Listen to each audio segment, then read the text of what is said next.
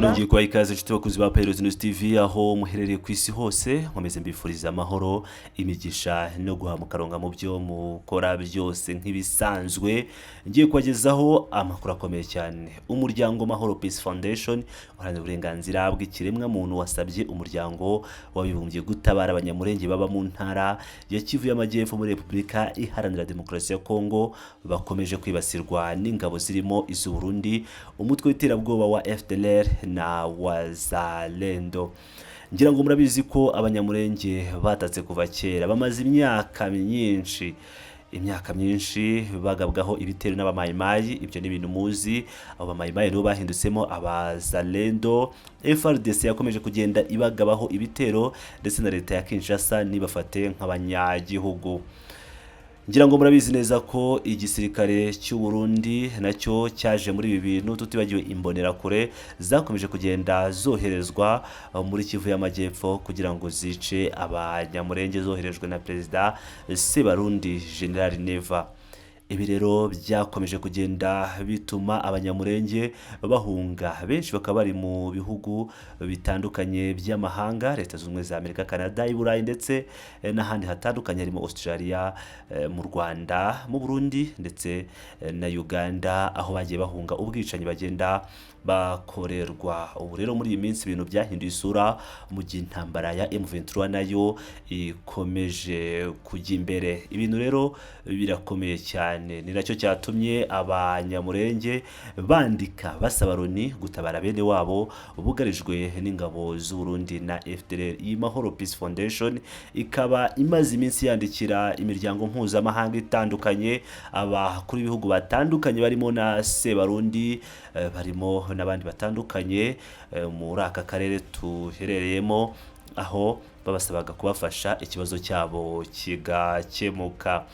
Ubu rero bandikiye Loni, bayandikiye ibaruwa ivuga iki, reka tuyigarukeho. Ni mu ibaruwa ifunguye uyu muryango wandikiye umunyamabanga mukuru wa Loni Antonio Guterres ku itariki ya 22 Ukwakira 2025, aho wagaragaje ko mu misozi miremire n'imigufi y'abanyamurenge, aho abanyamurenge batuye muri Kivu y'Amajyepfo hoherejwe batayo ziri hagati ya 12 na 15 z'ingabo z'u Burundi kugira ngo zitsembe abanyamurenge. Umuyobozi w'uyu muryango ufite icyicaro muri Leta Zunze Ubumwe za Amerika, Douglas Kabunda, yagaragaje ko ingabo z'u Burundi ziri muri iyi misozi hashingiwe ku bufatanye bwa Leta ya Kongo, kandi ko zikorana na FDLR na Wazalendo bihuje umugambi wo kwica abanyamurenge.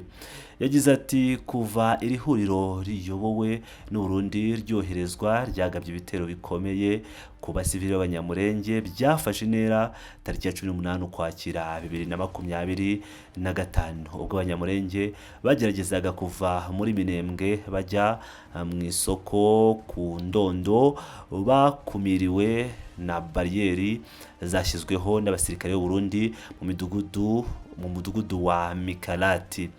Kabunda yasobanuye ko izi bariyeri ingabo z'u Burundi zashyizeho zitagamije kurinda umutekano, ahubwo ko zigamije kuvangura ubwoko, kubabuza amahirwe yo gutera imbere no kubambura ubumuntu, kuko abo mu bundi bwoko bo bemererwa gukomeza ibikorwa byabo mu bwisanzure. Mu magambo yati ibi byagaragajwe n'uburyo abanyamurenge babuzwa kugera mu masoko mu gihe abandi baturage bakomeza kujya mu masoko mu bwisanzure. Kubera kubuzwa kujya mu masoko, abanyamurenge mu gice cya Minembwe bamaze amezi menshi batabona ibyangombwa birimo umunyu, amavuta n'isabune. Uyu muryango wamenyesheje Guterres ko abanyamurenge batuye muri Kivu y'Amajyepfo bazengurutswe n'ibigo bya gisirikare birenga 58, kandi ko abasirikare n'abarwanyi b'imitwe yitwaje intwaro babirimo bafite umugambi wo kubatsemba.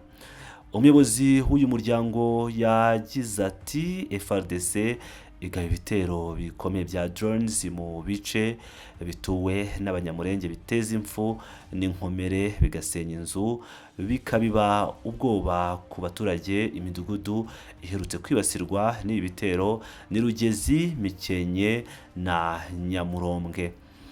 Kabunda yasobanuye ko ashingiye ku buryo uyu mugambi wateguwe abanyamurenge bashobora kwicirwa mu bitero byegereje bashobora kurenga 166 biciwe mu gitero cyagabwe ku nkambi ya Gatumba mu Burundi muri Kanama 2024. Ati amakuru yizewe aturuka mu bayobozi bo mu nzego zibanze agaragaza ko FDNB ikomeje kugota ibice byose bituwe n'abanyamurenge. Mu gihe iri huriro rigota imidugudu myinshi y'abanyamurenge, ibyago byo kubatsemba bikomeje kurenga aho bikomeje kuba byinshi, ndetse bikaba bivuga ko abashobora kwicwa bashobora kurenga abiciwe muri Gatumba. Umushakashatsi Dr Alex Mvuka yasobanuye ko ingabo z'u Burundi zikorera muri Kivu y'Amajyepfo kuva muri 2016 ubwo zatangiraga gukorana n'ihuriro P5 rya Kayumba Nyamwasa, bari bafite ibirindiro mu gace ka Bijabo, bafite umugambi wo guhungabanya umutekano w'u Rwanda. Ati Burundi buri mu ntambara hariya muri Kivu y'Amajyepfo kuva 2016, bafashe ingabo za P5 kugira ngo zishyire ibirindiro mu Bijabo.